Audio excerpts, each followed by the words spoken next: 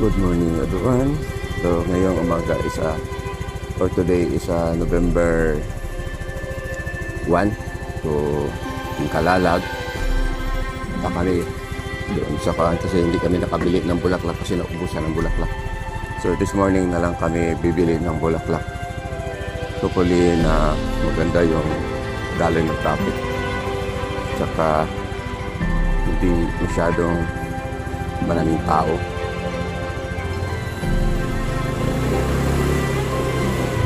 Punta na.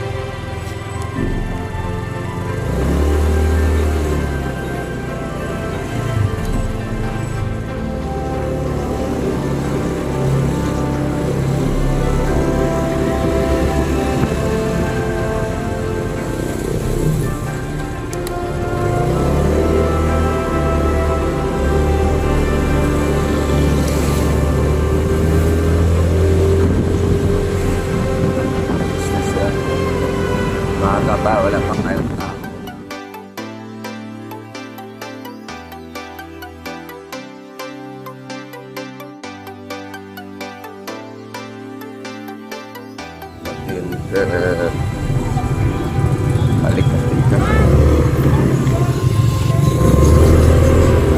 Balik kami kasi doon at enter yung papasok sa sementeryo. So doon palang entrance sa kabila.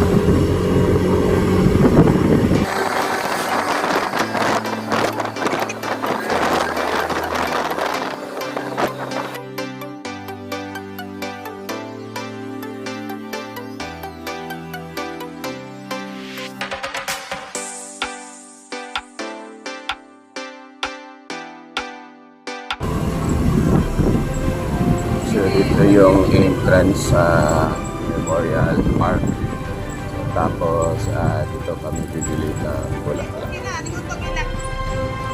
Sa peso.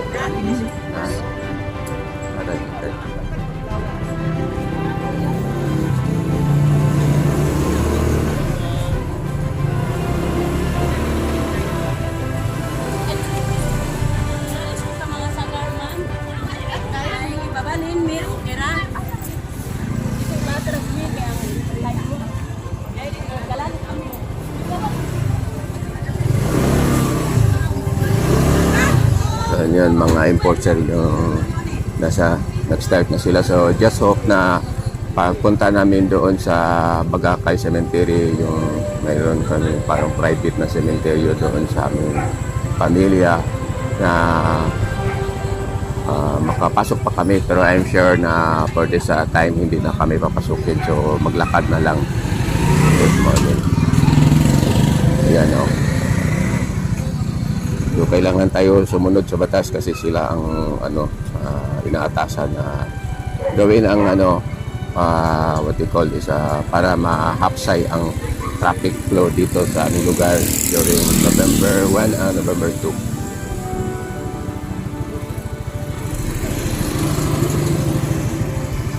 So cut ko muna. Ma'am, itong puti, 60.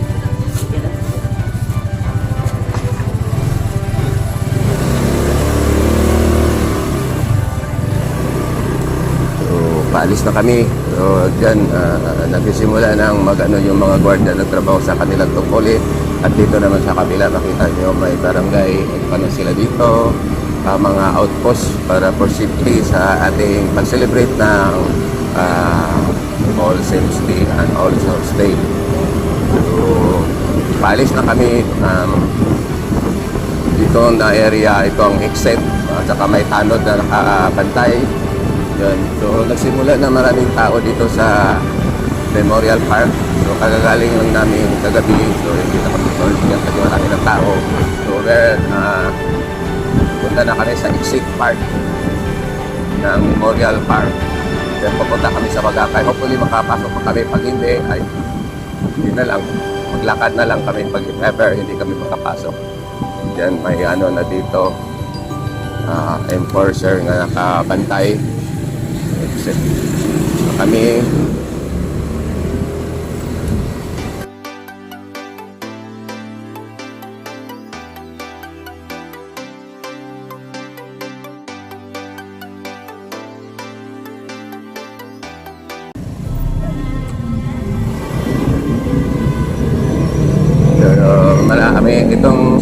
namin mga daming daan papunta doon kasi maraming simenteryo dito sa lugar ng Bagakay. So, diyan, may nakaradyo-radyo na. So, makikita nyo, tapos kung hindi kami makapasok doon, dito na kami sa ano.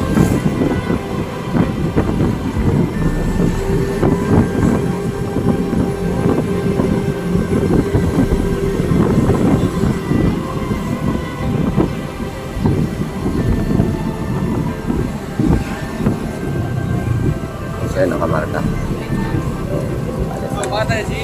So, makita natin no entry sign. So, balik kami. Try kami. Balik na lang. Oh. So, sumasagip sa camera yung entry. So, kahit nandun yung lupa namin sa loob, doon yung archery range, hindi na lang kami papasok na nakamotorsiklo. Papasok, pwede ba papasok pero magkalakad lang.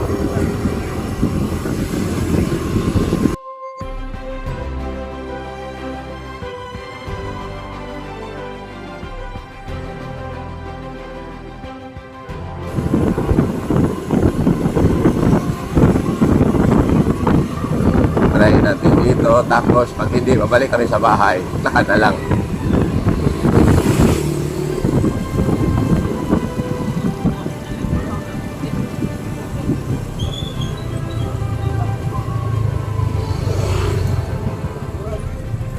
Ayan, kita nyo. So, makita nyo no entry sign. Ma'am, palitin ko, ma'am. Tapos ang daming nagbibinta ng bulaklak. Then may mga, so ang gawin ng asawa ko is maglalakad. So for this day hindi kami papasok sa archery range namin. So yun ang front basketball court. Then dito isa marami ng mga tao. So hanggang dito lang yung motorcycle.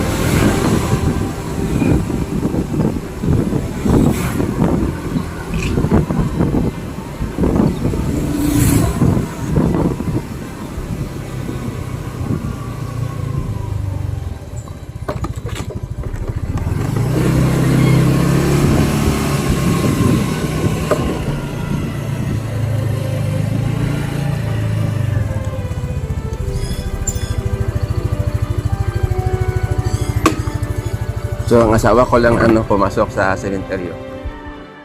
So gawin ko, hinatid ko yung motor sa bahay. Tapos puntahan ko na lang yung asawa ko doon sa sementeryo. So dito yung area sa labas ng bahay namin. Saka doon kami kanina sa dulo. So change to not wide angle muna.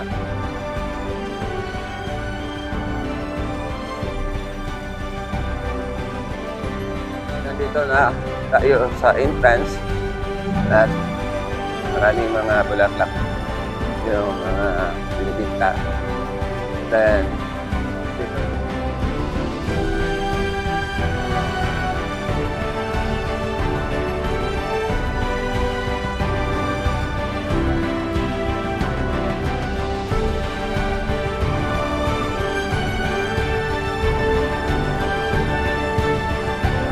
Okay. So ito ang sitwasyon dito sa traffic or sa sementeryo ng Bagakay, Dumaguete City. So punta muna ako doon sa may taga City Hall. Mga siguro sila, task force.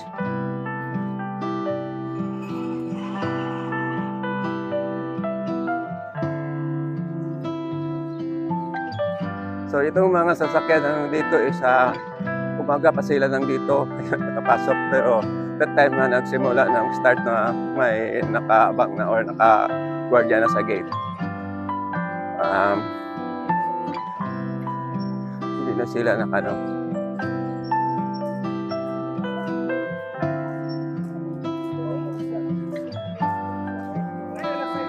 So early in the morning wala pang tao.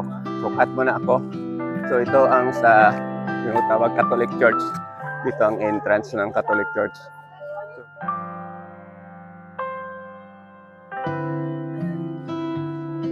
So, this morning, hindi pa masyadong marami mga tao. Tapos ito yung silipin natin. Silipin natin dito sa loob ng Catholic Cemetery.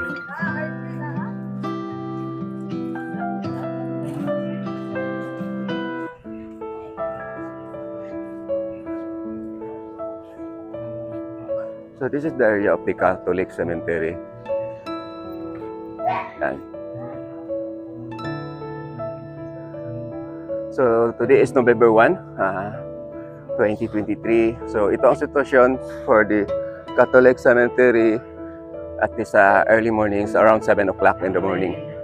So punta na ako doon sa aming private na cemetery, no, where doon nakalocate yung archery range namin.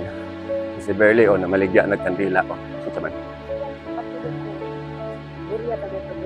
Wala ka salod.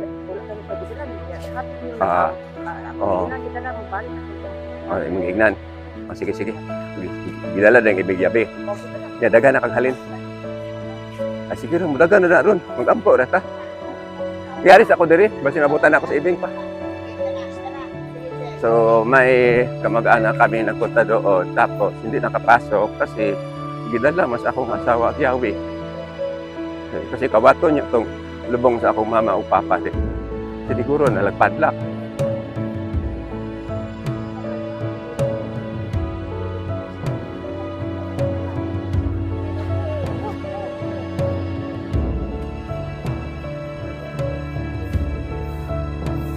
So, dito yung archery range namin sa Mertos Archery Range. So, ang nagtitrain lang dito is mga player ng brother ko. Hindi na ako nagtitrain, nagretiro na ako kasi matanda na si Lolo. So, man ko magpasok na siya.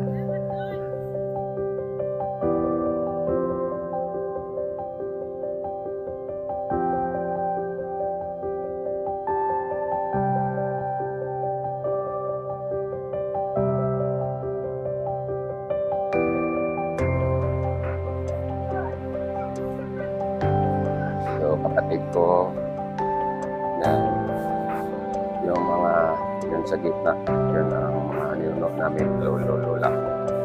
Then brother ko, mama ko, saka yung papa ko. So hindi kami siguro magtatagal dito. Uli na ta.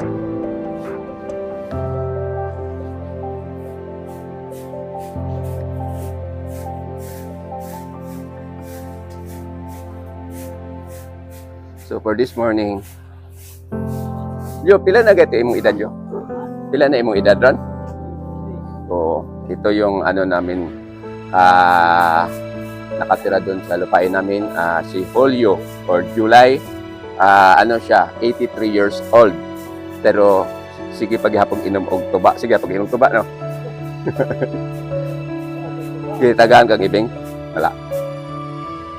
Bing. Kagaya sulyo pangpalit niya og kuan para na-check. So yun, dito ang yung sa labas ng namin private na libingan sa parents ko, sa mga kapatid ko. Tapos konti pang tao dito sa paligid.